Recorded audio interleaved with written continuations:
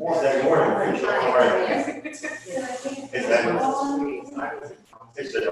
All right, we're on YouTube. Okay, Ronan is coming in.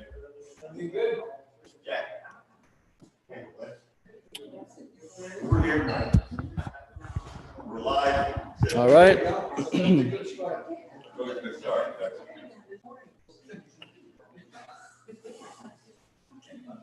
Is there still food back there? Okay.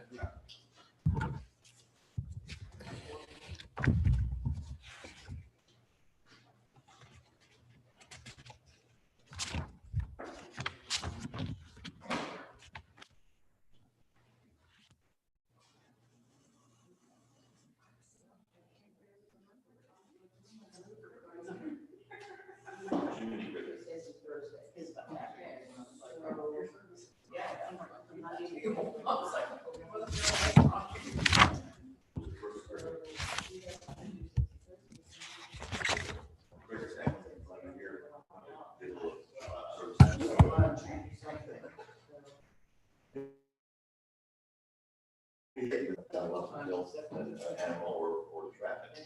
So the insects just do whatever they want.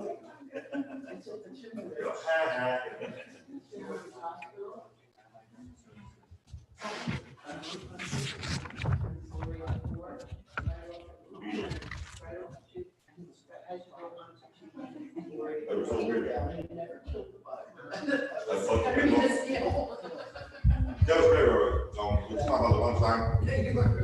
We're dominating. We're There was a bug right underneath your heel. And if your heel went up and down, the cricket, there was like a bug went right underneath it, and as you went down, it escaped that little Maybe. And it lived. So like, man, look at that. Shop's miracle. Maybe he wanted to join the prayers. Okay. Part of the minion. Hello, Ronan. Hello, everyone who's joining us online. I'm still waiting for some others to join us online. And we are on YouTube as well.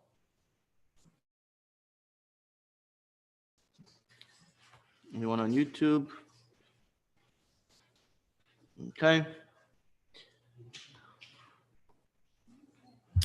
So, we're lesson 3, Secrets of the Bible, iconic stories, mystical meanings, and their lessons for life. As we did in previous lessons, we're going to explore one of the foundational stories of the Torah. We'll delve into it a little bit deeper. We'll find its meaning. And more importantly, we'll see how it is relevant to us today. And got a couple more joining us on Zoom.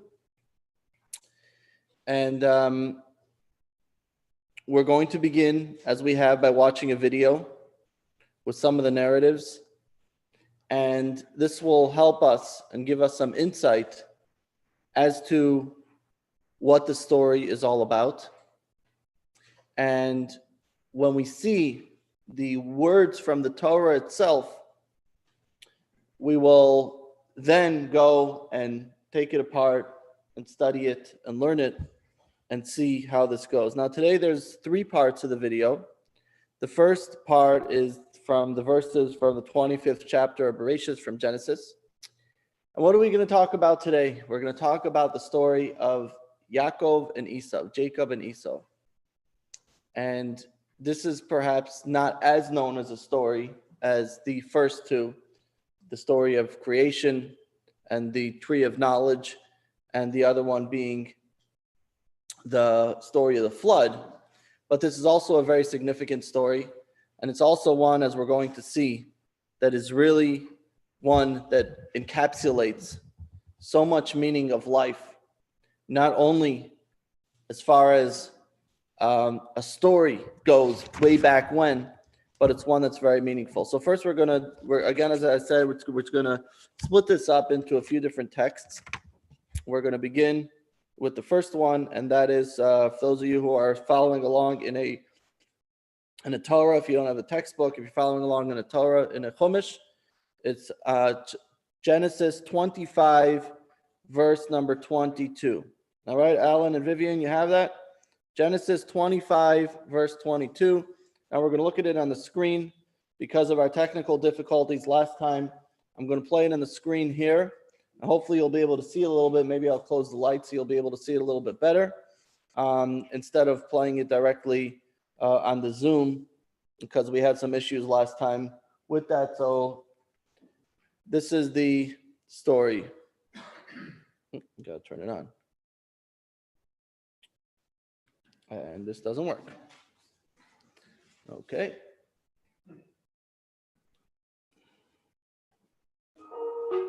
Turn the lights on.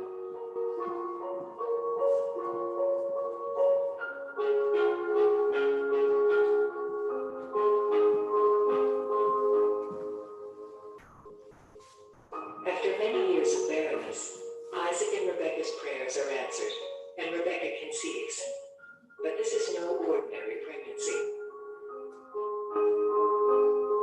The children struggled within her, and she said, "If so, why am I thus?" And she went to inquire of God.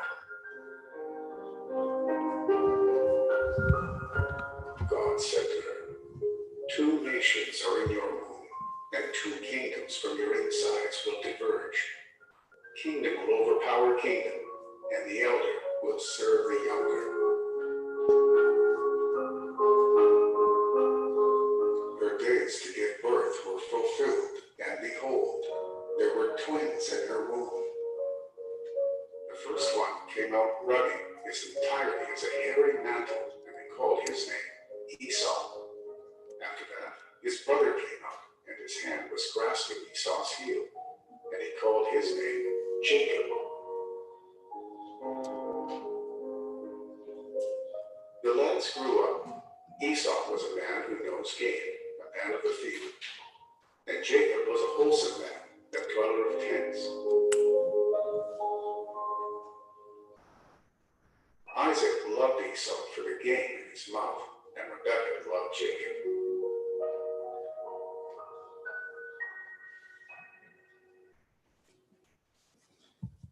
All right. For those of you who are on Zoom, are you able to see the screen, or is that not visible at all?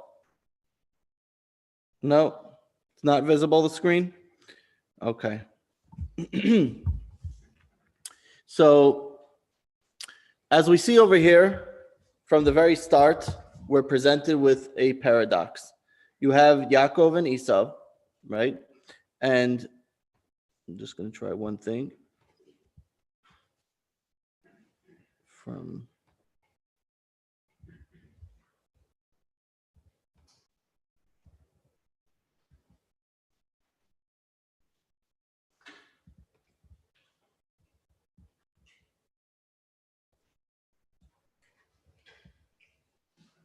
one second, let me just try one thing.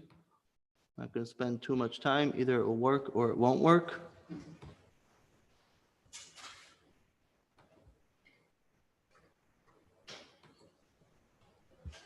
Okay. So now you can see the slideshow. Okay.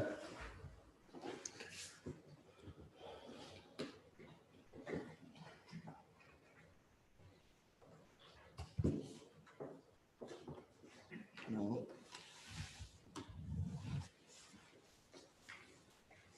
Let's see if it will show up. All right. So what we have over here is that we have the story of the twins. Okay. And even before they're born into this world, you see a battle of epic proportions. And this is playing out in Rebekah's womb. You have the first one who wants something and the second one who wants something. And she's told, two nations are in your womb. Two kingdoms are inside your diverge. Kingdom will overpower kingdom, and the elder will serve the younger. So right away, before we even begin, we see that there's something going on here that is very unique. It's not working. So in other words, we see that there is a struggle that's going on. And so this is the next thing. Esau, the firstborn, Jacob. Go back to this. It's really not working.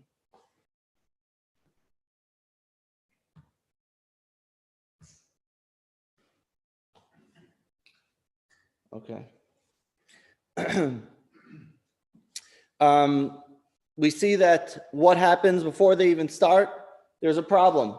Jacob, what does it say, is grasping Esau's heel, right? And then we see Jacob is a little bit different. Esau is a little bit different.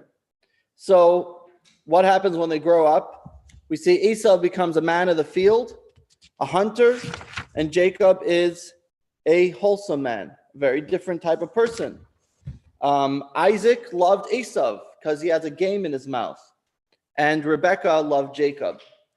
The Torah doesn't tell us why Rivka favored Yaakov. It says that she loved him, but it does tell us that this is the way it was. Did I just let him in?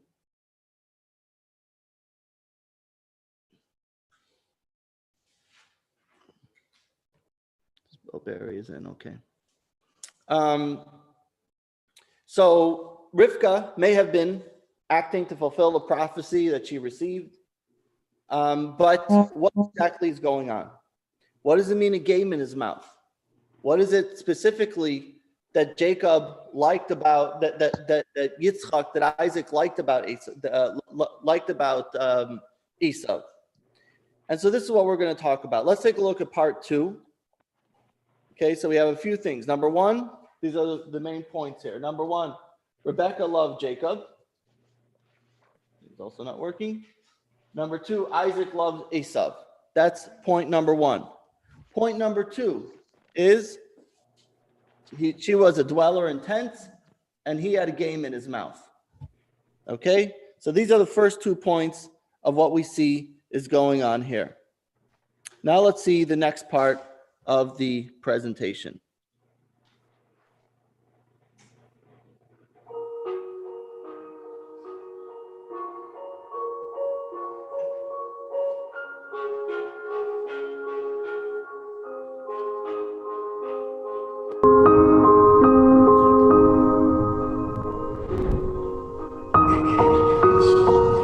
It came to pass when Isaac was old and his eyes were dimmed of sight, and he called his elder son Esau, and he said to him, "Here, please, I have grown old.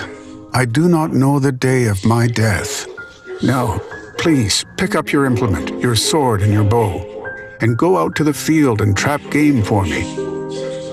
Make for me delicious food such as I love, and bring it to me, and I will eat, in order that my soul should bless you before I die." Rebekah was listening as Isaac spoke to his son Esau, and Rebekah said to her son Jacob, "Listen to my voice, to that which I am commanding you. Go now to the flock and take for me from there 2 goodly goat kids, and I will prepare them as delicious food for your father, such as he loves. You will bring to your father, and he will eat, in order that he should bless you before his death."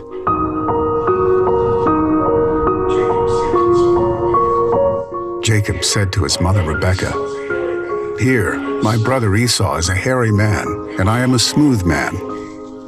Perhaps my father will feel me, and I will be in his eyes as a trickster, and I will bring upon myself a curse and not a blessing." And his mother said to him, "Your curse is upon me, my son. Only listen to my voice and go take for me."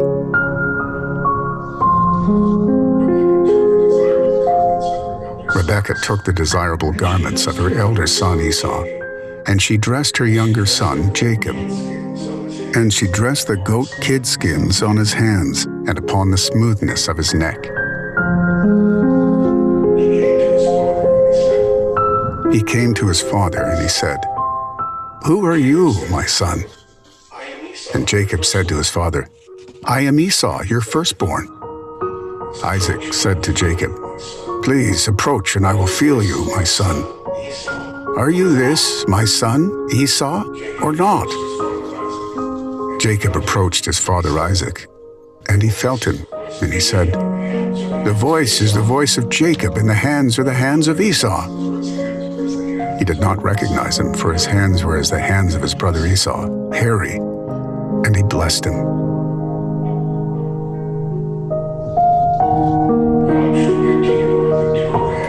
God shall give to you of the dew of the heavens, and the fat of the earth, and an abundance of grain and wine.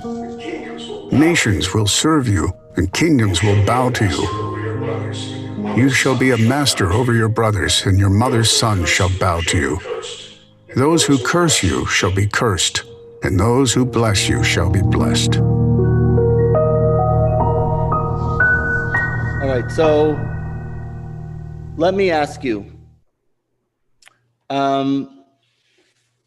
what are some questions that we have from everything that we read? Anyone have questions? Yes. So, I mean, I think it was answered because obviously Jews don't eat anything that was hunted or injured with a bow or killed with a, hunting, right? So how would Jacob, then I said that his mother told to bring it from the flock. So now I understand that they did have animals that were domesticated. All right, that is a good question. It's not really our discussion today as far as how before the giving of the Torah, there were some laws that were a little bit different, and so it could have been a little bit different. Wasn't it deceptive? Okay. Right. What is with the deceptiveness? Right. How come you had to trick to get the blessings? What else? You wanted to say something? This is a battle between the spiritual and the material. Why if you deceive the spirit in order to get the blessings of earth, you deceive in one way in order to obtain all the earthly pleasures that you can get. If the two brothers are very different in that sense, one is of the earth, the other dwells in a tent, meaning he dwells in, I think the metaphor is he dwells in a spiritual world. Okay. Tent. Yeah. So it's a constant battle and an attempt to describe why are people blessed in an earthly manner that aren't spiritual. Okay. We'll definitely touch upon that. Perhaps in a little bit of a different way. Yes. Well, Isaac said the skin is that of Esau, but the voice is that of Jacob. Right. So actually, he seemed to have. He seemed to have. Says which one. So why did he go ahead and? Right. In other words, Right. Very good. So he saw what was going on. He clearly heard the voice of Jacob. So he couldn't have been 100% deceived, right? At least at best he was confused, right? And yet he went ahead with it. And who said it all that he didn't know that it was Jacob? Yeah. I was taught that was that Isaac's eyes were dim, which meant that he lost prophecy, prophetic vision. So when the child was there, he couldn't tell. Prophetic vision was gone. Okay, saying that Isaac lost prophecy to a certain extent. You see that clearly Rebecca saw something that he didn't. So what exactly does it mean? And what did he not see spiritually is what you're asking. Okay, yes? Okay, exactly. If he wasn't sure, so he should have clarified before going ahead with it. Anybody have a question on Zoom before we go on? No, mine were already answered. Thank you. They were answered. We didn't answer. No, the people asked the questions and I was the listening. questions were brought up. All right. I have a comment, Rabbi. Okay. I think it was deemed necessary for what transpired because God told Rebecca before the babies were born that you're going to have two nations and the elder is going to serve the younger. So this fits into God's protocol that the blessing should go to Jacob, not Esau, because this is what God deemed necessary. Okay, well, that's obviously true, but the question is, what does it mean? What exactly did God want is the question. Obviously there were two nations, but what exactly does that mean? So clearly, no deception in God's view. No deception because God deemed that Isaac will rule. Okay, so you're saying that there was not deception because this is what God wanted. Well, yeah, Yes. that's obviously true. But again, what exactly does that mean? What does it mean, the two nations, and what does it mean that they had to trick there to get it? If that's the way God wanted it, then why did it have to be in such a way? So let Isaac do whatever God told him to do. Or Right. maybe it's just as simple as happy wife, happy life. Maybe Rivka went up to Jacob, listen, you're gonna bless, So you're gonna bless Jacob. And that's gonna, if you want a nice life for the rest of your life, this is what you gotta do. it doesn't sound like a very good marriage, right? they clearly didn't communicate very well. Right. Okay. So we're going to focus mainly on 5 questions. They say that Rabbi is a multitasker. Well, we have this over here. I have 2 screens running. We'll get it together. So question number 1. What is the deeper meaning of the 2 kingdoms? What does that mean? What does it mean, the kingdoms? What are they fighting over? What does it mean that there is this battle going on? And what is the significance of that is really the key. Knowing what that is really the key to knowing what is going on to begin with. The second question is, if Jacob is supposed to lead, then why is Esau the elder?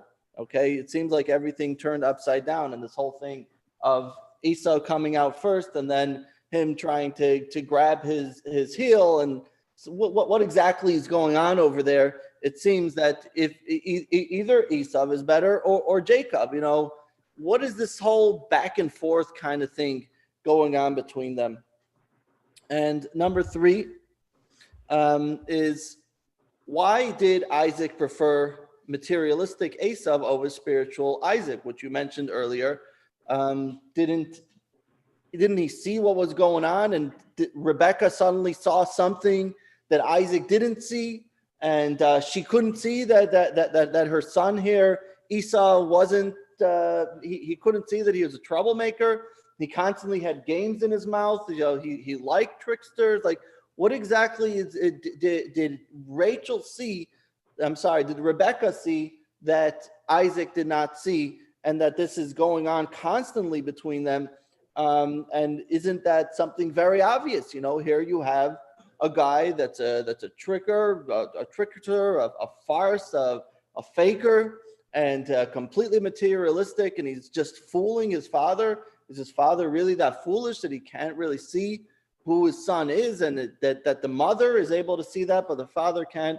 So what exactly is going on there? Rabbi, I'm sorry, I think I had the wrong impression. I thought game is about that, wild food from trafficking. As well. That's not incorrect. Yeah.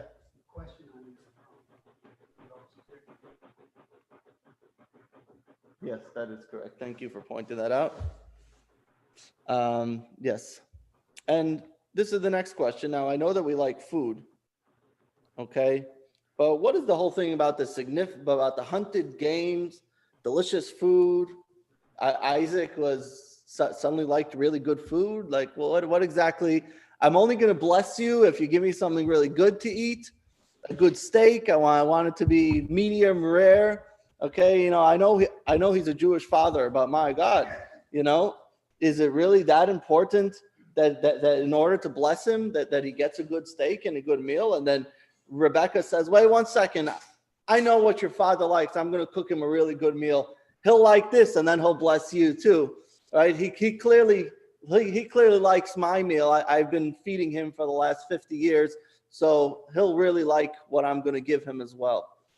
So what exactly is that with the food? And then he has to steal the blessings with the food, etc.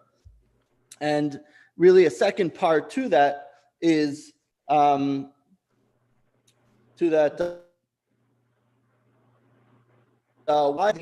the duplicity of of Rivka and Isaac. In other words, why the deception? If Rebecca really thought that this is the right way, let her go to her husband. Okay, her husband wasn't a mile away. She was living in the same house as him. Let her go to him and tell him, listen, I really think this is not right.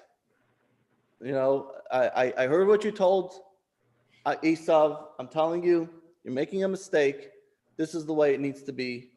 And I'm sure he would have listened to his wife. He listened to his wife when They needed to pray for children. Her prayers were answered. He knew who she was. He knew she's a righteous woman. And, clearly she saw something that he didn't. So go and have a conversation. What's with the whole deception? And these are the main 5 questions. A lot of there's many, many other questions. We can go on all day just bringing out questions in the story. But these are the main 5. And seeing these questions, answering them will help us get a little bit of perspective. And the truth is, you did bring it up a little bit, right? But we're going to take a little bit of a different twist than where you were going with that as well. So let's begin with the first questions. What is with the 2 kingdoms? What is the 2 kingdom idea? You have the kingdom of Esau and you have the kingdom of Yaakov. So as you mentioned earlier, and Michael brought this out very profoundly, that we're essentially talking about a brawl of materialistic life and a spiritual life. We see 2 different people. You see a individual, Esau, who's not only physically likes that, but also represents it. And a number of levels, we're going to take a look at this in a historical level, in a way how it plays out in our daily life, our internal self, and also in a cosmic level, which we're going to go into a little bit of Kabbalah. I hope you can bear with me as we do the Kabbalah. By the way, those of you who are watching on Zoom, feel free to ask questions anytime, or you can type them in if you have any questions. Feel free to type in comments. I know some of you are listening on YouTube as well. It's not as easy for me to get to the YouTube to see what's going on because the technicalities, let's just say that. So let's actually first take a look at this historically, okay? Just historically, Esau is the father of Rome.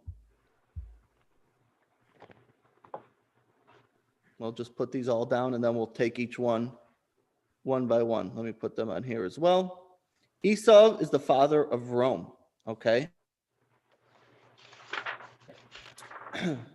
And Jacob is the father of Judea. Rome and Judea are different, although, many people put the 2 together. They refer to it as Judeo-Christian values. It's true on a certain level, but also not. But when we say Rome, we're referring to the Western society, the Western world, the values of what they look at. And we're going to take a look at that in a moment, more detailed. Let's just take a look at the other points over here. It is in a internal sense, it's the materialistic versus spiritual. Okay, as you mentioned earlier, material versus spiritual.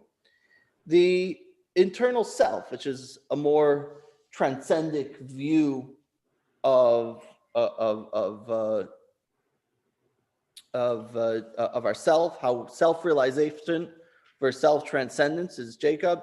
And the Tohu and Tikkun, those are Kabbalistic terms. We're going to get to that soon. Okay, so Jacob is the father of the Jewish people who are named Israel. Esau is the father of the nation called Edom, which is associated both biblical prophecies and Talmudic and Midrashic literature with the culture and the power of Rome or the Western world. And these are the 2 nations, the 2 kingdoms. This is essentially what they are. Rome is the quest for power, for technology, for entertainment. Judea is the belief in God, morality, justice. Rome conquered Jerusalem. Rome took it over 2,000 years ago. Who was the one that actually destroyed the temple? Were the Romans. It wasn't only the fact that they were in power at the time, but it had a very significant spiritual aspect to it as well. It's the idea of the 2 nations overpowering each other. And while Judea was in power at one point, they were then taken over even at the time, there was a rebellion. The rebellion was crushed. Many of you know the stories. There's many goes on. This is not historical lesson. But the Holy Temple was destroyed, thousands were killed. But what was really the struggle? We have the festival Hanukkah coming up, right? The Romans, the Greeks, they were all very similar in the Western culture and society. What was it about? Western civilization was about the self, glorification, beauty, personifying one's self aspects. The I. In a more modern term, we'll call it Esav is the iPad, the iPod, the iPhone. It's the I. In more modern term, that's what it is, right?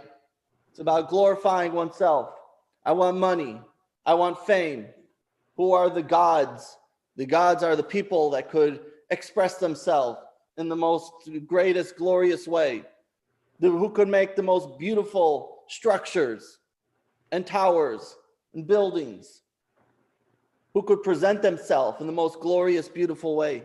That is what Western civilization is about. The more luxurious, the bigger, the better.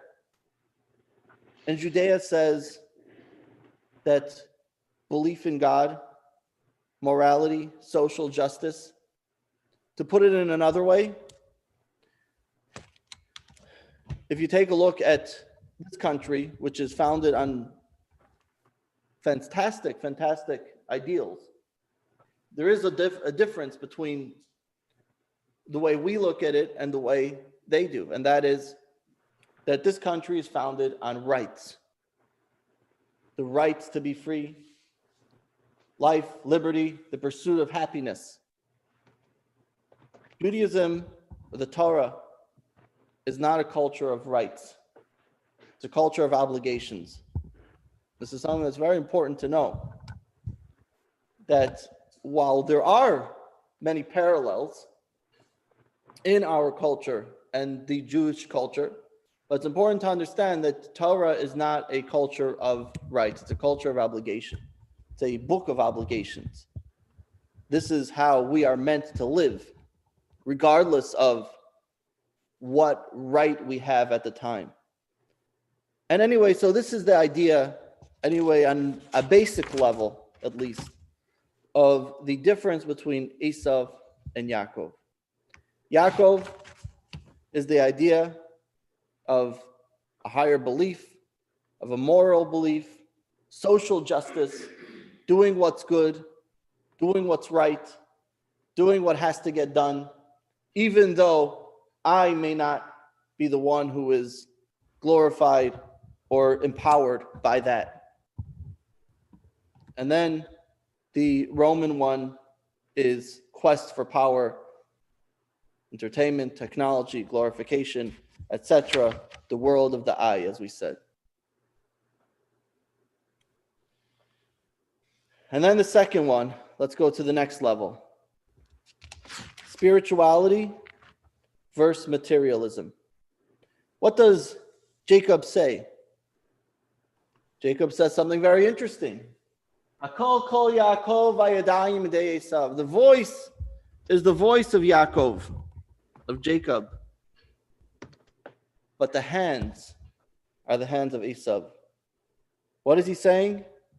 There is a voice, but there is also a feel. The voice is the higher, intellectual, meaningful pursuit, spirituality, a higher voice, something that is beyond materialistic reproach. And then you have materialism, is the hands, the feel. What are you touching? What are you physically connecting to? Let's take a look at text number 3. This is from the Medrash. It says, 2 legacies did Isaac bequeath to his 2 sons. To Jacob he gave the voice, as it is written, the voice is the voice of Jacob. And to Esau he gave the hands, as it is written, the hands are the hands of Esau.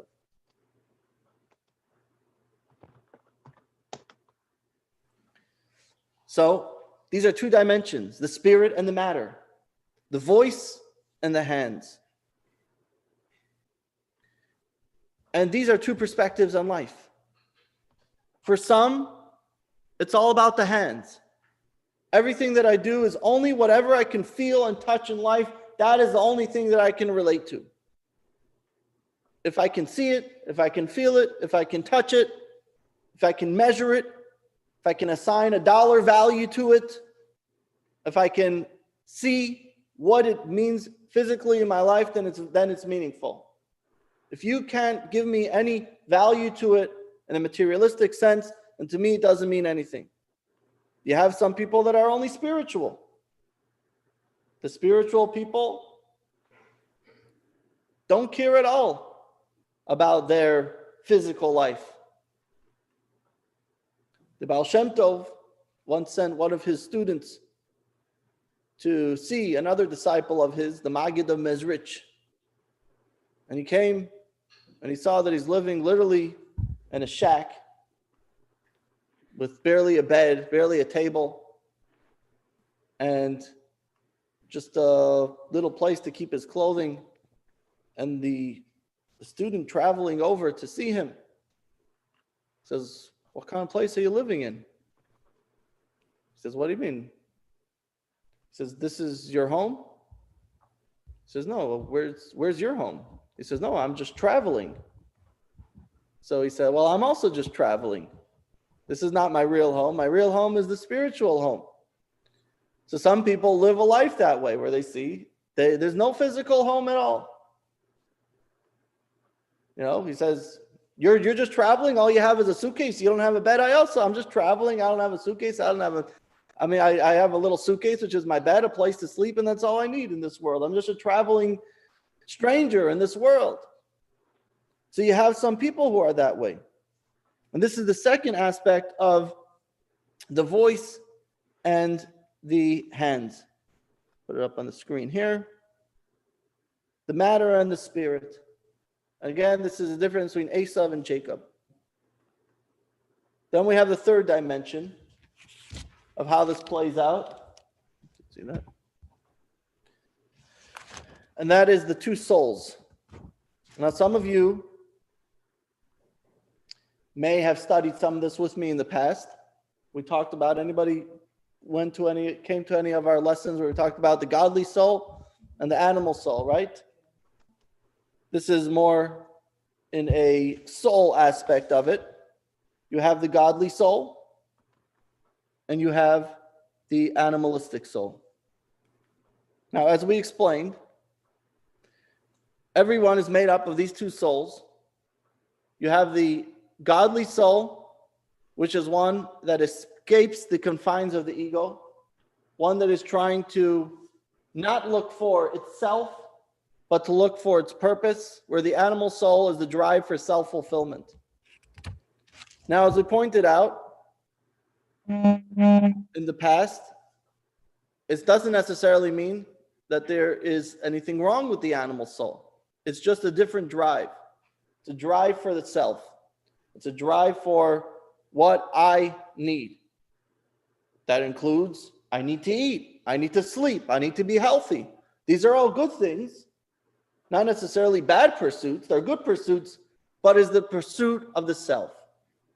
As opposed to the godly soul is escaping the ego, escaping the self, looking only at its higher purpose in life. What is my greater virtues? Something beyond what I myself want. What am I needed for? Ask not what you can do for your country. Ask not what your country can do for you. Ask what you can do for your country. That is the godly soul. Ask not what I need in life.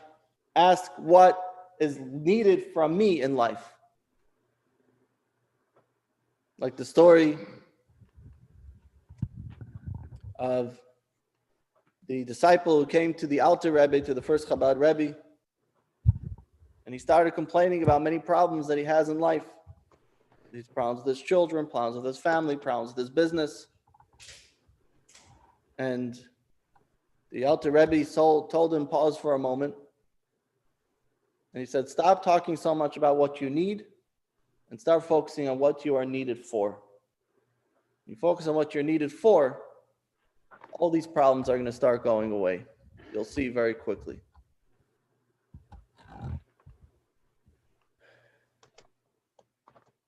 This has been discussed a lot as a side point. We're actually in the midst of a convention, even though it doesn't look like it. We're actually in the midst of a convention, which is going to be played today. You can watch it live at 1 p.m. after the class, of a convention of all the shluchim, of all the Chabad rabbis. Normally it's done in New York because of COVID. It's being done online. And, the idea of the pursuit of seeing what could be done, what needs to be done in a situation. Most people in the last 6 months were focused on what's going to happen with me. And what you see, what most, at least the focus of many is from joining this convention is what could we do in the current situation? And so this is the third aspect. This is the third dimension. So the first three are relatively easy to understand. We have the historical, Jacob being the father of Rome. Jacob being the father of Judea, Esau being the father of Rome. We have the daily life, the materialist versus spiritualism, and the internal self, the self-realization versus self-transcendence. Now, I'm going to take you on a little bit of a Kabbalistic journey, but it's really going to be important to understand this because this is going to show us how this whole discussion here is not only one that began with Jacob and Esau, but it's one that actually began in the very beginning of time, before Noah and before the tree of life, tree of knowledge. It's one that actually began in the very beginning of time, at the very beginning of the creation of the world. These two aspects were part of creation. And it played out in these two individuals of Jacob and Esau. And in a Kabbalistic term, okay, you'll learn these two terms. We're going to talk about them now. One is called tohu, and one is called tikkun. Tohu, tikkun. Tohu is the world of chaos. Tikkun is the world of rectification, the world of fixing. According to Kabbalah, before God created this world, he created a world called Tohu. It's not made up in Kabbalah, it's in the Torah itself. The second verse in Genesis, V'haaretz haita tohu vavohu. And the world was tohu, which is usually just translated as desolate. But literally it means the world was chaotic. It's right there in Genesis, second verse in Genesis. And the world was chaotic and empty. That's what it says. What does that mean? So Kabbalah explains what that means. It means that the world was a world of chaos without vessels. And I'm going to explain exactly what this means. But we need 2 points. Number one, I need to just point something out.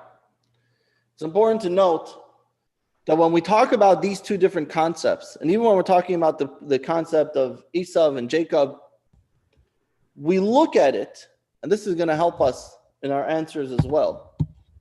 We look at it that Esau is the bad guy and Jacob is the good guy. And that's not necessarily the case. The same with all the things that we talked about. Even when we talk about the Rome and the Judea and the materialist versus spirituality and the inner self and the godly soul, these are two approaches to life. Some have merit on one side, some have less, and the other we'll see. When we talk about the cosmic duality of Tohu versus Tikkun, there's not a good side or a bad side. It's simply two different worlds, as it is the way it's called, the world of Tohu and the world of Tikkun. Now, we can't fully cover the subject of Tohu and Tikkun. Vast subject in Kabbalah. It's all about the creation of the world and the different levels of Tohu and Tikkun and the different realities. Very, very big Kabbalistic subject in Hasidic philosophy. Very, very deep. So you'll get a little bit of a tip of the iceberg, and then maybe you'll come back to me and say, all right, let's learn more Kabbalah. But if not, at least you can go and tell your friends that you studied some Kabbalah, and they'll say, you know, I studied some Kabbalah with Madonna. And you say, no, I studied real Kabbalah, okay? So I know the real thing. All right, I started with the rabbi who really knows his Kabbalah. As a political joke, I should say is that Tohu, the gematria also spells out Biden administration, but just a political joke. All right. No, I'm not sure how you get the wording, but okay. So let's take a look at the next text. Okay. Text number 4. Those of you who have the book, for those who don't, listen in. To understand the root of the difference between Tohu and Tikkun and how Tikkun comes to rectify and refine Tohu, serving a form of its substance to its substance. As is known, the lights of Tohu were extremely powerful and intense, as there prevailed a state of abundant light and scant vessels. Because the vessels were unable to contain the light, they shattered and fell. Following that, Tikkun reality was made, with scant light and abundant vessels, with the result that the lights are sustained in the vessels. Lights and vessels. This is the key. Tohu is the lights that shatters the vessels, and Tikkun is the vessels that fit in the light. Now, what are we talking about, light and vessels? When you think about light, you think about light, okay? But the truth is, light doesn't only mean physically light. Light means anything that is an energy, a strength, a positive move forward. Anything of that nature is called light. A vessel is anything that is receiving something. Anything that has to be used to express the light. And every single thing in physical world has a vessel and a light. Our bodies are made up of vessels and light. We have energy in our body. We have a very powerful energy that we breathe and sleep every day. But we also need vessels. The eye is a vessel to see. The nose is a vessel to smell. If the energy of seeing is going to go into the energy of smelling, it's not going to work. There's a vessel. The hand has an ability to feel. That is a vessel for feeling. Okay? Another way to look at this, light is the essence and vessel is the structure. Let's give a few more examples. If you want to write a book, this is the example of the book. You have an idea, all different ideas, how it's all booming in your head, different ideas. You have to take a vessel, which means you have to bring it down into words to clearly explain and define what those ideas are. So the ideas are the light, the words are the vessel of expressing that light. Melody, song. You have the emotions, right? We have a musician here. You have the emotions that you want to express. How do you express them? With musical notes. You have a lot of feeling at the time, but you have to actually bring it out. In business, you have the visions, the objectives, the ideas, the inventions, but you also need the business strategy, how that's actually going to play out. What are you going to actually do? How are you going to implement it? We have in relationships. Relationship consists of light, which is love, feelings, emotions, and then you also need the vessels. The vessels are mutual, supportive actions. gifts, expressions of love. These are all vessels of how the love is being played out. And the same is true with regards to religion. You have within religion the beliefs, the values, but if you don't actually have any rituals, customs of how that actually plays out, Passover is a time of freedom. Okay, how are we going to express the freedom? By eating matzah, by having a seder, etc. So the first thing we have to understand is one cannot exist without the other. You have to have light and vessels. Everything has a light and a vessel. Light is the energy, the emotions, the expressions, the essence, and the vessel is the structure, the containment, the strategy, the implementation, the customs, the rituals. This is all part of the vessels. You could play out very physically. You could have a vessel, you each have a vessel on your table. You have a cup, a bottle, and it's holding something that it could contain. Now, could you take your bagel and put it into the bottle?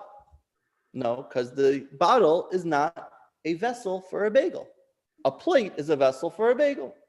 A very simple, practical example of it. So, we have these two models. You have the tohu model. And the problem with the tohu model is as follows. The tohu model says that we have to give you an exorbitant amount of light. Just throw on the light, throw on the energy, throw on the power. Just give it all. The Tikkun model says, no, we need very little light. We need very little energy.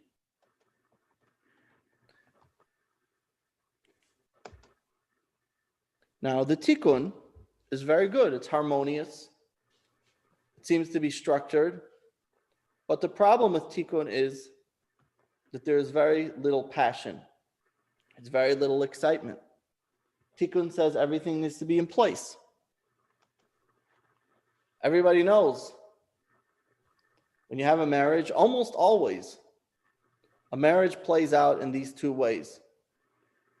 You have one side of the marriage that is the tikkun. The one who says, calm down, don't get too excited, relax.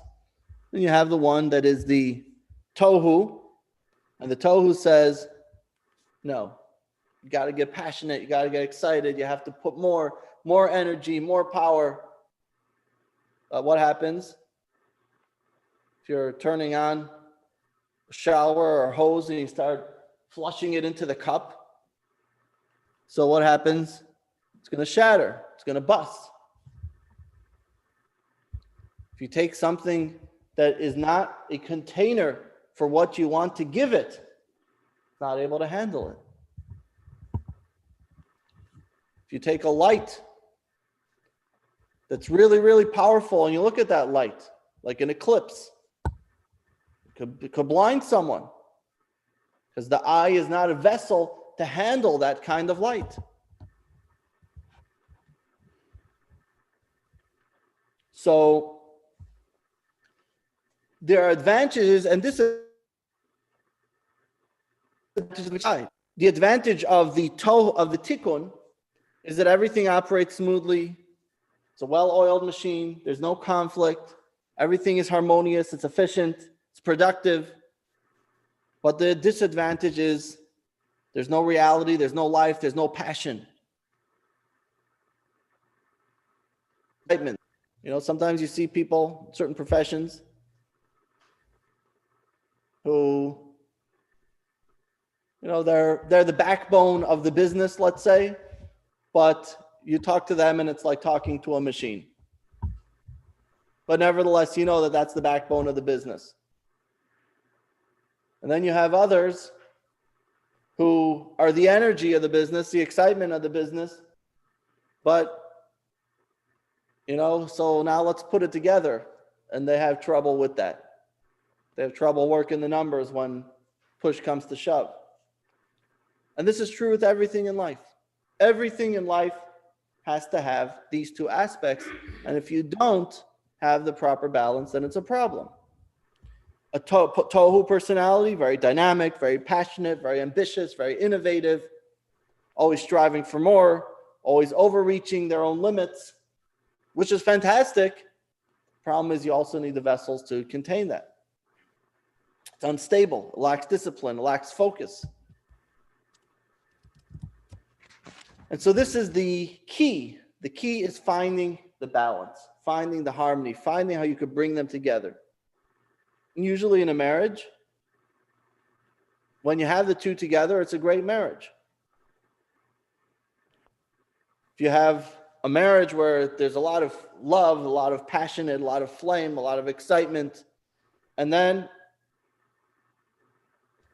there's also, together with that, mutually supportive actions, showing love through giving gifts, taking out the garbage if that's what it means you got to do, then that's a marriage that will last. But if it's just love with nothing there, then probably won't last that long. Same thing with the business. A business, you could have a grand vision, but if you don't have any strategies with any outcome, it's not going to work. An ideology, you could have with the grand idea of how we're going to make the world a better place. But if there isn't any true strategy of how you're actually going to do that and implement that, then it's also not going to work. You have the world of tohu, the world of chaos, and the world of tikkun. Now, when God created the world, at first, God created a world of tohu. V'ha'aretz haisa tohu. And the world was tohu. What does it mean? The world literally means the world was chaos.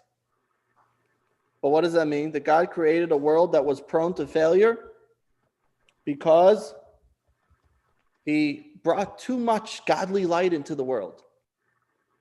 And the world didn't have the capability of containing that godly light. God said, I want to have a world that's filled with godly light, where people only see the truth, only see the best, are only 100% honest. And then God realized that doesn't work. No free will. Now, it doesn't, yes, it doesn't necessarily, it doesn't mean that God made a mistake. That's not the thing. But the thing is that God placed that energy into the world. And then God said, okay, the energy is there, but now we need the vessels to contain it. So now I need to have a world that is going to have a makeup of godliness, but also just enough there that you could appreciate it, but also enough that it's not going to break the bank in doing so. That we could bring out goodness, we could bring out kindness, we could bring out the godliness, but in a way that people are not going to see it too much, because then you're not going to be able to appreciate what's there. So we have to have both models. We need the Tohu model and the Tikkun model. Okay, so now we study Kabbalah. Now everyone can go home. Okay, no, so let's see. So how does this play out in our lives?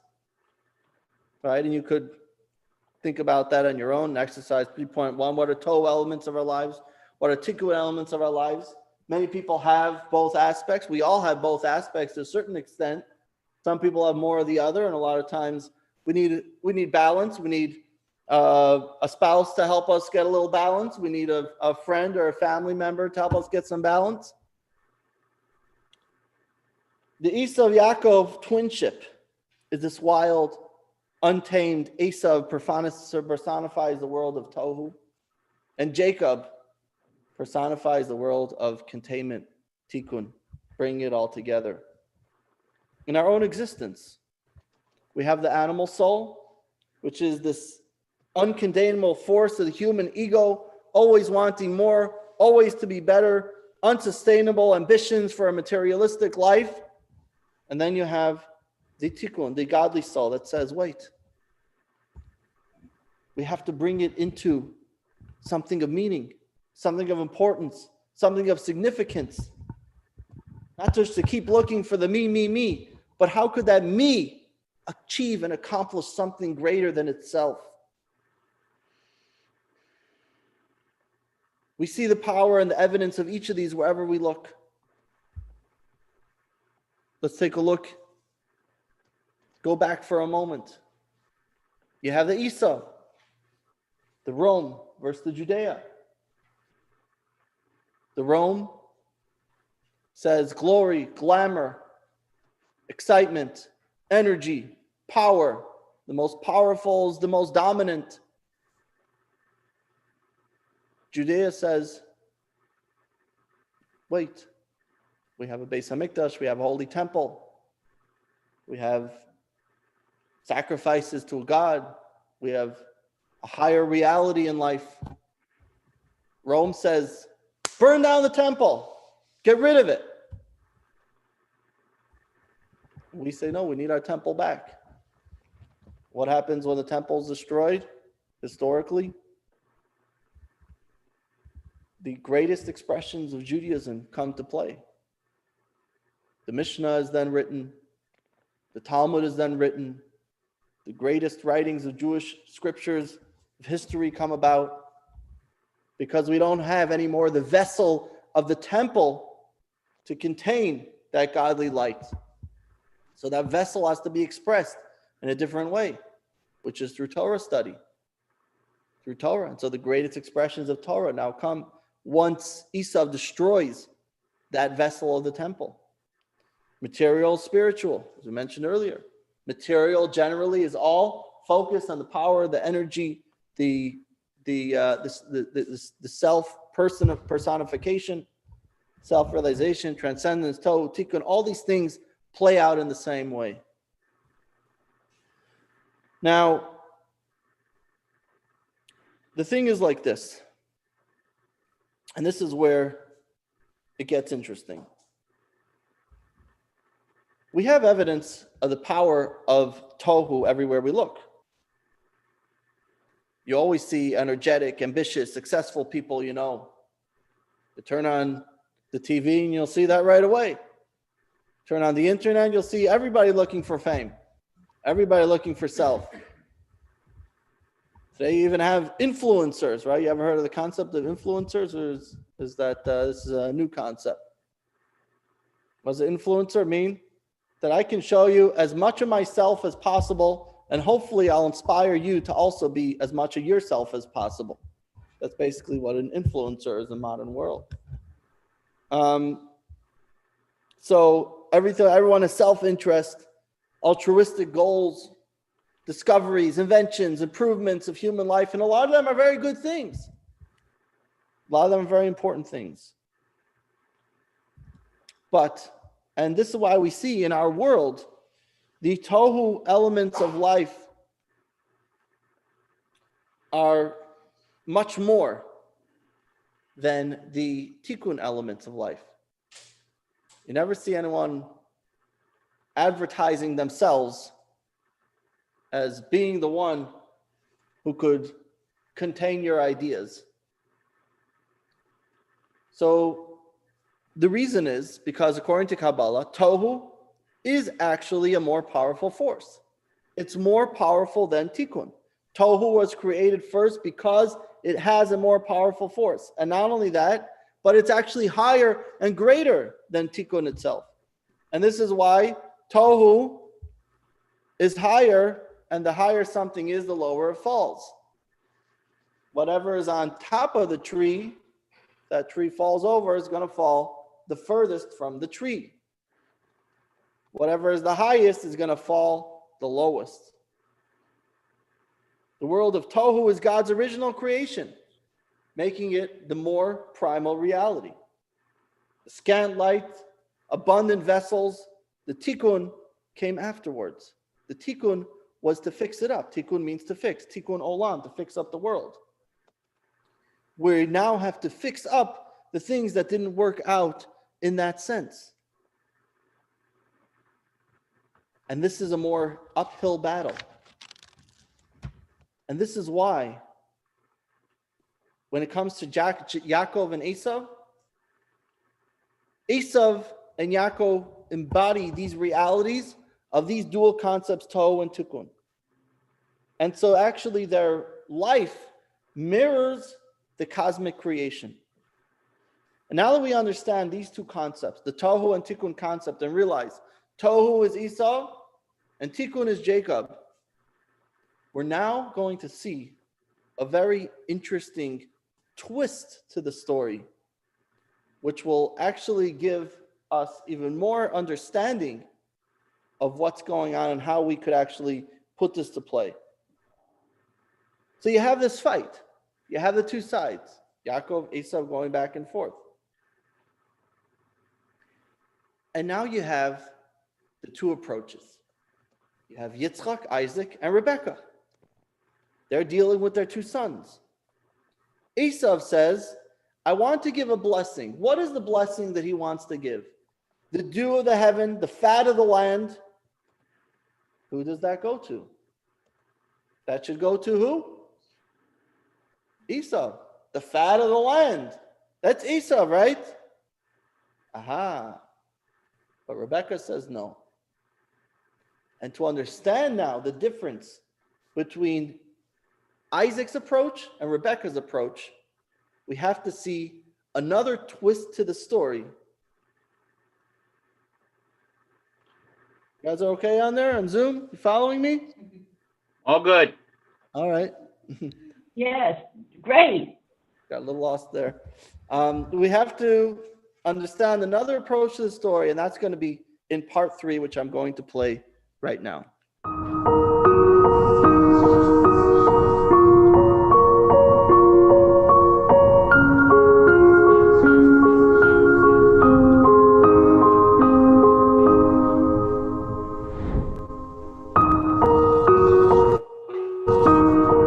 And it was, just as Jacob was going out from the presence of his father, that his brother Esau came from his hunt. And he said to his father, My father should get up and eat of the game of his son, in order that your soul should bless me. And his father Isaac said to him, Who are you? And he said, I am your firstborn son Esau. Isaac trembled an exceedingly great trembling, and he said, Who then is the one who trapped game and brought it to me? And I ate of it all before you had come, and I blessed him.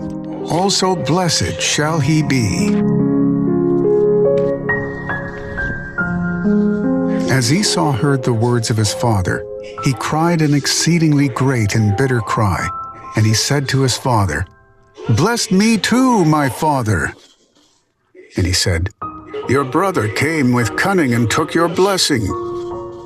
And he said, Is this why his name was called Jacob? Twice he has deceived me. He took my birthright, and here now he has taken my blessing.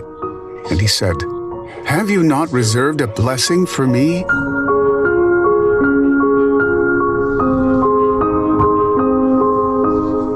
Isaac answered and said to Esau, Here I have placed him master to you, and all his brothers I have given to him as servants. And with grain and wine I have supported him. And for you, then, what shall I do, my son? And Esau said to his father, Have you only one blessing, my father? Bless me, also me, my father. And Esau raised his voice, and he wept.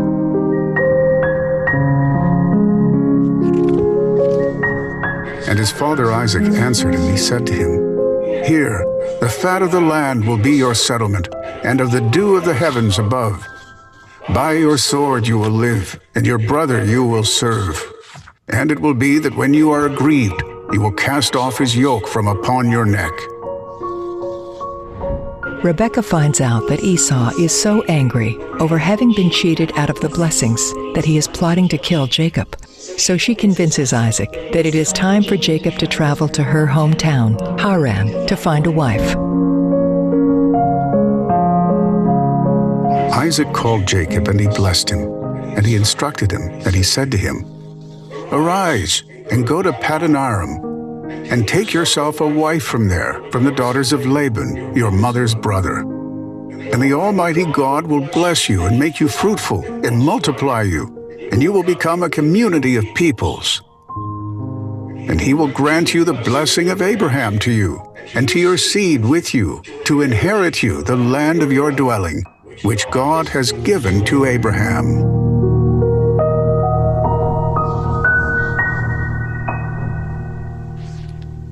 Yes. So let's process what we saw. Jacob is blessing. What is this whole blessing to begin with? What is the blessing with that he's trying to give here? God blessed Abraham. Take a step back. God blessed Abraham, and he said that you're the future, whatever, your children, you're gonna have many children, and they're gonna be a great nation, and he gave him the blessings. And now Abraham gives the blessings over to Isaac. And now Isaac has to find the future. He has to see the future of the world, the future of his people. Who does he give the blessing to? Now what happens is he gives the blessing to Yaakov, which he had wanted to give to Esau. Now, what was the blessing? It was the material blessings, right? And then was going to give a material blessing to Jacob, and then Esau will get a material blessing. But what happens is he goes ahead, let's just say for all practical purposes, he was tricked. And then Esau comes in. And what happens then? Esau comes in and says, well, no, you blessed my brother instead. And then he says, haven't you saved the blessing for me? Father says, no, I gave everything away. But then, if you take a look at the story later, then Rebecca says, Esau is angry. He says, go to my brother, Lavan. And then suddenly a new blessing appears. The Almighty God will bless you, I make you fruitful, and multiply you, and become a community of peoples, etc., etc. You grant you the blessing of Abraham. He just told Esau, I got no blessings left. We're out. We're out of stock. The blessing store is closed. And then suddenly a bunch of blessings appear. So why couldn't he give these blessings to Esau? So in other words, the entire drama that played out between Yaakov and Esau was over the specific blessing of the dew and the fat of the earth. That was the fight, so to speak. And Yitzchak intended all along to give the spiritual blessings to Yaakov, which was this blessing. You should become a community of peoples. He'll grant you blessing of Abraham, and your seed be with you, and inherit the land of your dwelling. God has given to Abraham. That was Jacob's thing. He got it rightfully. That's all good and fine. It was the fat of the land. That was the blessing. That was the fight. And what happens? Yitzchak, Isaac, wanted to give the blessing to Esau. Why? And the answer is that Isaac saw, or in his vision, he saw Esau for what he was really in a higher spiritual realm, what he was really meant to be. What his source was. The deeper significance of Yitzchak's blindness doesn't just mean that he physically couldn't see, but it means he was blinded from the distractions of the world. He was not able to see the world for the negative side to it.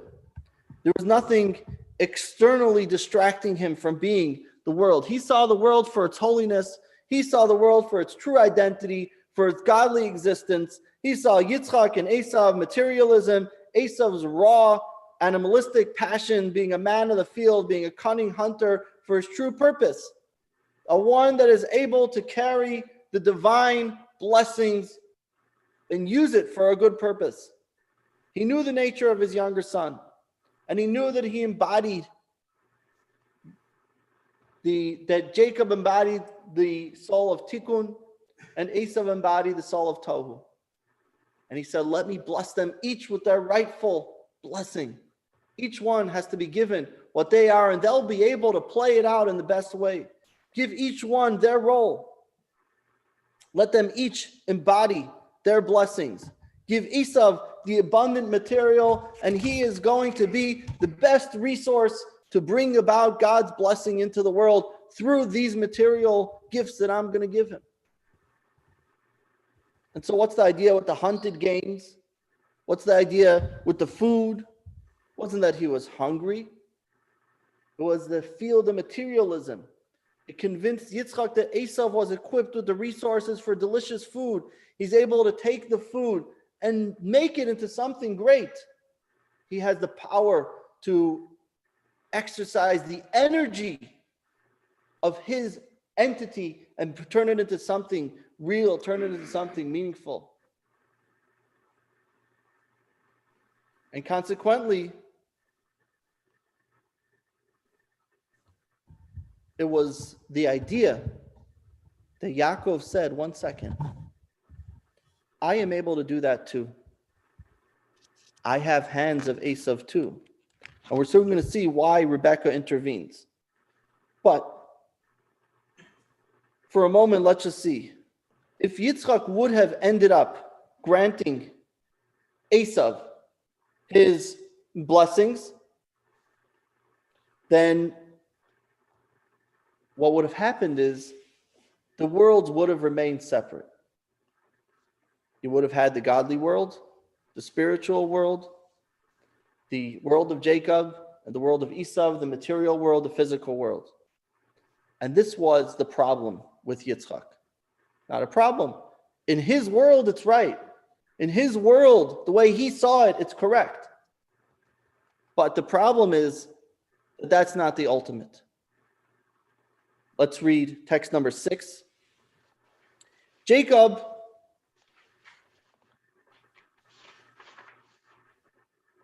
is the realm of holiness. Without all this, he still would have received all the supernal energies. But the first set of blessings granted to him as an increase of the powers from the highest levels to obtain much grain and wine, referring to the laws and stories of the Torah that become embodied in material garments and in actions of the mitzvot. However, had Jacob not received these blessings, the power of Torah would have extended only to a spiritual realm. In other words, if Yaakov didn't receive the first blessings, he would have no influence on the material world. And that was something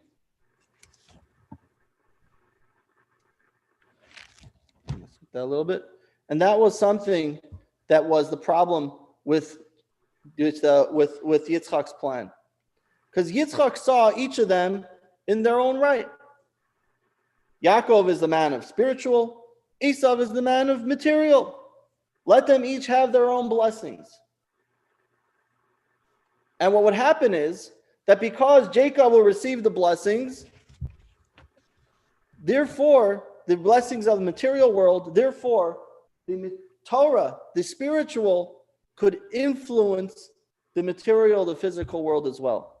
And that was why Rebekah had to intervene. Because what was wrong with Isaac's plan? You realize it's indeed a great utopian vision. That it's nice to say that Esau is going to take everything that he has as material and play out into the greatness of the spiritual purpose of all those physical things. But she was a little bit more pragmatic. And as you said, happy wife, happy life. In this case, it's happy wife, happy future. She realized it's a good vision. It could have played out in a world that was free of any evil. If the world was perfect, if we didn't go through the tree of knowledge, if you remember from the first class, where the good and evil started to mix, and if everything focused on its true vision and its true purpose, then you have the purpose of the material, you have the purpose of the physical, and you also have the purpose of the spiritual, and each one will bring out its greatest source. So you have the Esav and you have the Yaakov, and they're each going to live out their greatest potential and be the greatest conduits for God's existence in this world. The problem is, in a post-garden world, a material world that is ruled by materialists is going to be just that. You don't have that true energy of Torah within it, then it loses everything. And she said, listen, Yitzchak wasn't wrong what he saw. He saw the right thing in its source. But Rebecca said, in my world, in this world, the world that I live in, not the world which you are blinded to, the world where I live, that us regular physical people live in, that's not the way it's going to be. Because Esav is not going to use his energy and power for the reason that you think he is. He saw for his son Esav where he's heading in the real life. And in his own realm, he was descending into a world of evil, of murder, of rape, of thievery. Yitzchak hoped that Esav could be that person, the real tik tohu person who could truly personify that energy. It's like, I'll give you an example. If you have a business, right? Anybody here ever watch the Shark Tank? So you have different types of people who come on. Sometimes you have someone that comes on that gives the most grander vision of a beautiful business. Then they ask him, so how much do you have in sales? Well, we didn't really start doing the actual sales yet, but we put it into prototype, and they start grilling him down. Now, sometimes, if you have a good investor, he'll say, listen, I see you don't really have much in sales, but I see that you have real potential, and I'll make a deal with you. And sometimes they'll say, listen, this ain't going to work. You got to put it together. So sometimes you could have a investor who sees that there is potential and sees that there's hope and it may or may not work. And sometimes, you're just going to keep pouring money into a business and it's just going to keep failing and failing, because as much as the ideas are there in the right place, as much as the light is there, but the vessels aren't there. So, Jacob is that investor saying, Isaac is that investor saying, listen, let's invest in Esav. I think that we have a good investment here. He's the man of the fat of the land. Let's give him that blessing. Rebecca says, you give him that blessing, it's going to make everything worse. Everything's going to explode. It's going to turn everything into the dumps. And so therefore, she had to contrive the scheme. Yaakov obtaining the material blessing through the material world. It couldn't be the hands of Jacob and the voice of Jacob. It had to be the hands of Esav. Why? She had to show to Yitzchak, look, Yaakov also has the hands of Esav. He has that energy too. You don't really see Yaakov who he's for. You think that just because he's a rabbi, he doesn't know how to run the internet. You think that just because he's a spiritual person, that he's not able to play it out into the physical world. 1991, okay, think about this. Now we're in 2020. 21. At the time, the greatest form of communication was cable. It's hard to think of 91 as ancient, but in a way it is.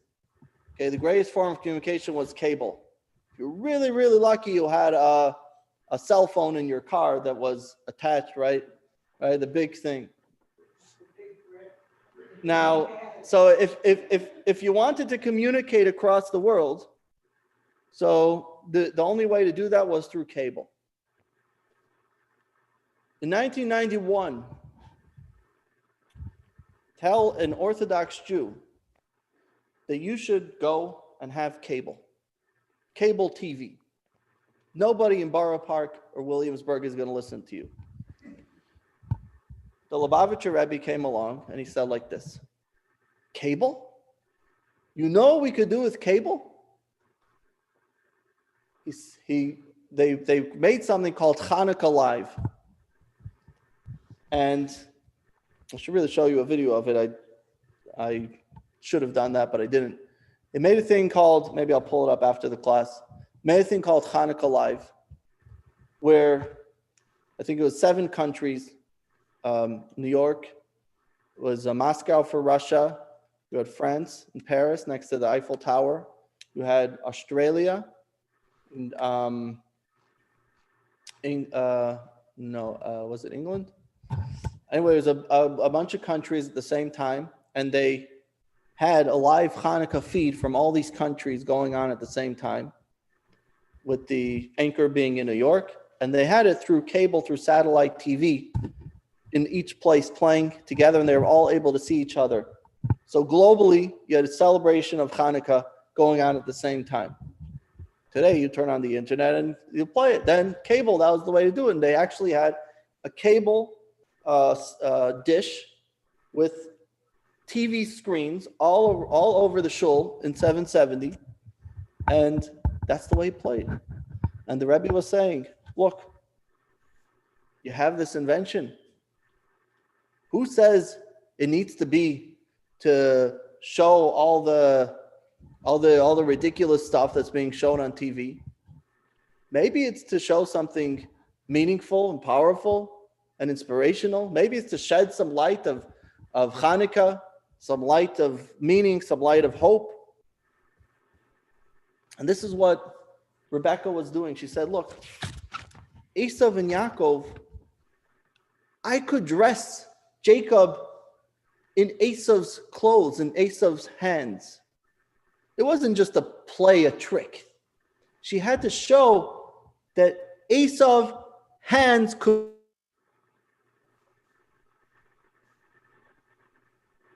And this also plays out within ourselves as well.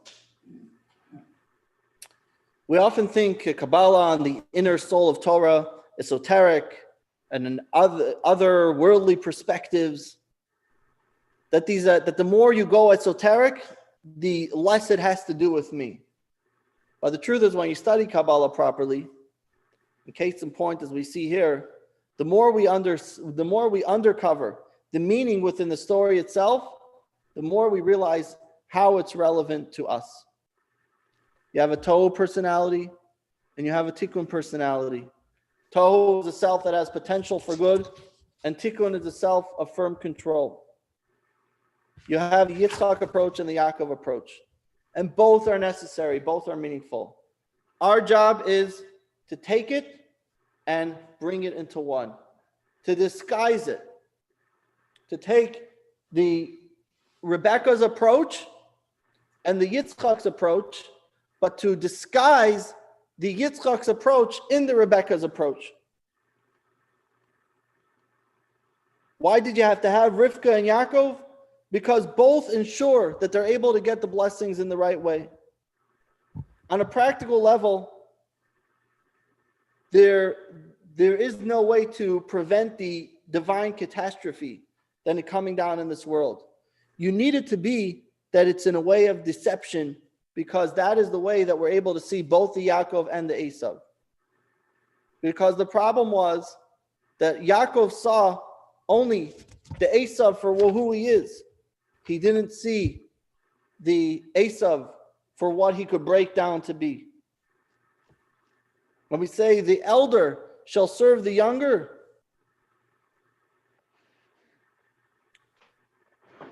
that the spiritual must rule over the material. What does that mean? The elder shall serve the younger? The spiritual has to rule over the material. Who is the boss? The spiritual. It has to be boss over what? Over the material world. We have to know the material things that we have. God gives us an abundance of material things. And today we live in a world that has more material blessings than we could ever have wanted or needed. There's an abundance of physically anything we could ever want or need today. And we have to ask ourselves, why do we have that stuff? Our job is to make the deception. The deception is the way. That is the process. We have a business. You think the business is to make money. The business is so that we could use it for a spiritual cause, so that we could support Jewish causes, so that we could use it to inspire others, to teach others. How many times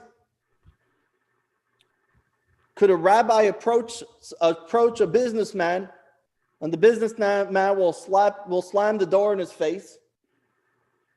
But then if a respected businessman comes and says, no, maybe you want to put on tefillin with me, then maybe that will have an effect.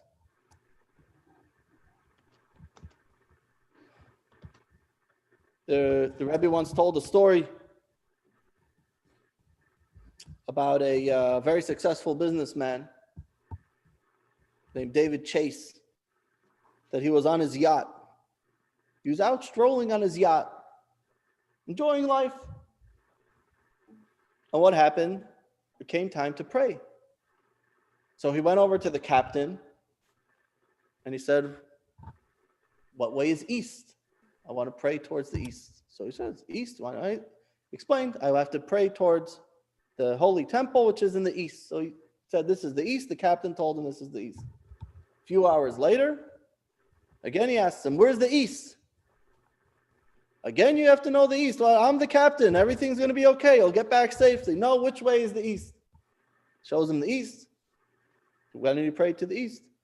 And finally, the captain, he realized what's going on. And he said, look, here's this successful businessman. And all he's concerned about on his yacht is not how many beers he could drink or how many girls he could get on the yacht or whatever people look for on their yacht. He's worried about which way to pray. And what happened was that individual was inspired, the captain, and he himself said, I'm going to start praying to God. He wasn't Jewish. He said, I'm going to start praying to God every day. This is the idea of deception within the spiritual and physical, showing that the spiritual could deceive itself within the physical, that it's not that they're two separate worlds. The spiritual is one world and the physical is one world. The spiritual, the material are two separate worlds. No, enclose the material world, make that the garment for the physical. The voice is Jacob, but the hands are the hands of Yaakov. I'm sorry, the voice is Jacob, but the hands of Esau. Text number 7, Jacob's cunning was necessary in order to correct the side of the tree of knowledge, which also came about through the cunning and enticement of the serpent, and which caused the coercing of all the worlds and the intermingling of materialism and spirituality. To rectify Jacob, drawing down spirituality and supernal power into materialism. I'll just give you one more example before we go to the key points. Now, who would think as of a basketball game or a football game, an NFL game, to be a conduit for godliness and spirituality?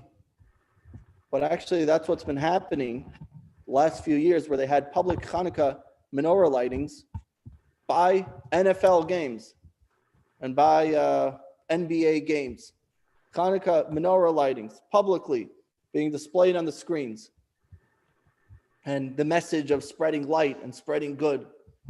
This is what they've been doing for the past couple of years. I don't know now with COVID or whatever. But this has been, taking a game, a football game, with 90,000 fans, and showing them the message of light and good and so on. Okay, let's watch the key points, and that will close it up for the day. Lesson 3. Jacob and Esau. 1. The two kingdoms embodied by the biblical Jacob and Esau exist on many levels. As the historic nations of Judea and Rome, as the spiritual and material perspectives on life, as the altruistic and selfish instincts in the human psyche, and as the cosmic worlds of Tikkun and Tohu. 2. Everything is composed of light and vessels, the pure energy of the thing and the structures and the mechanisms through which it operates. But there are two models of existence. The Tikkun model is one of scant light and abundant vessels, meaning that the vessels contain and focus their energies. In the Tohu model, there is abundant light and scant vessels, meaning that the driving energy is constantly bursting free of the structures through which it is meant to operate. 3. Each model has its advantages and disadvantages. Tikkun is harmonious and orderly, but constrained. Tohu is innovative and limit-breaking, but also strife-ridden and unstable.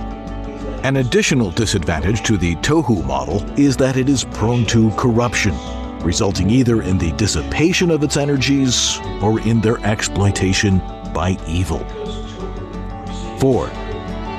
Because Tohu preceded Tikkun, we can tap the advantages of both models, drawing on the powerful Tohu elements present in our Tikkun reality as remnants of an earlier world. But this is also the reason that the Jacob in us, our instincts for spirituality and altruism, faces an uphill battle in its efforts to master the more primordial Tohu forces in our eternal Esau, the unbridled passions of the animal soul, the uncontainable force of the human ego, and the unsatisfiable ambitions of a materialistic life. 5. Isaac believed that Tohu and Tikkun could coexist side by side, each blessed with resources to fully develop its realm in accordance with the divine plan for creation. Rebekah, however, understood that the material world that is ruled by materialists will not rise to its true purpose, but will descend into corruption. The powerful resources of Tohu can only be redeemed when Jacob is made master of Esau. 6. In our own lives, we need to internalize both sides of the Isaac-Rebekah argument. Like Isaac, we need to recognize the powerful potential for good that lies in our Tohu self. Like Rebekah, we need to understand that in order to properly utilize this potential, we have to place our Tikkun self firmly in control of our lives. 7. Every time we interact with the material world, we reenact the drama of the stolen blessings. We become a spiritual Jacob who assumes the guise of a materialistic Esau in caring about the material success for the ulterior motive of making our world a holier, more godly place. Feel free to go to myjli.com/Bible, where you'll find much more. And next week, same place, same time, we're going to talk about the story of Joseph and his brothers. A very exciting story. All right, my friends.